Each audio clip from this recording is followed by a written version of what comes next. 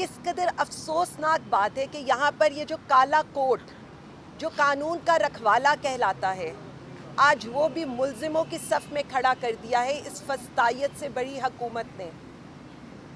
पाकिस्तान के मुंतखब नुमाइंदे जो अवाम ने मुंतखब किए हैं और हमारा लीडर जिसे 25 करोड़ अवाम ने मुंतखब किया है, वो या अदालतों के चक्कर काट रहे हैं या जेलों की चक्की पीस रहे हैं।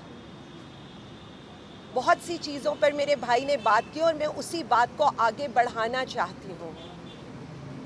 अदलिया के लिए ये सोचने का मकाम है, चीफ जस्टिस के लिए ये सोचने का मकाम है, हाई कोर्ट्स के, इस्लामाबाद के और चीफ जस्टिस ऑफ पाकिस्तान के। क्या आपने रबर स्टैंप का किरदार अदा करना है या अदलिया को 26वीं तरमीम से आज़ाद कराना है? मैं चीफ जस्टिस पाकिस्तान से भी मुखातिब हूँ और उनसे ये कहना चाहती हूँ कि आपने ये हुक्मनामा तो सुना दिया कि 3 महीने के अंदर 9 मई के केसेस के ATC फैसले करे।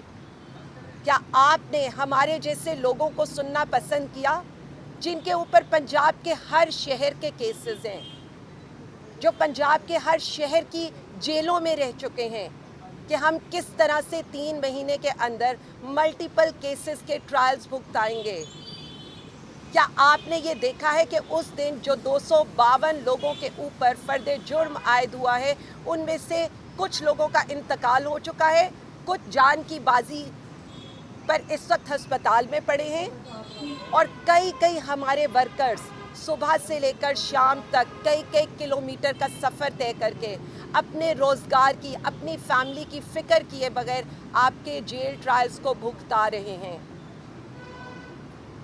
जिस तरह का जुल्म उन अदालतों में ड्यूरिंग जेल ट्रायल हो रहा है, वो आपके सामने है कि गवाहों को, मेन गवाहों को मुल्ज़िमों की मौजूदगी के बगैर, वकला की मौजूदगी के बगैर वहाँ पर पेश किया जाता है और उनकी गवाही ली जाती है।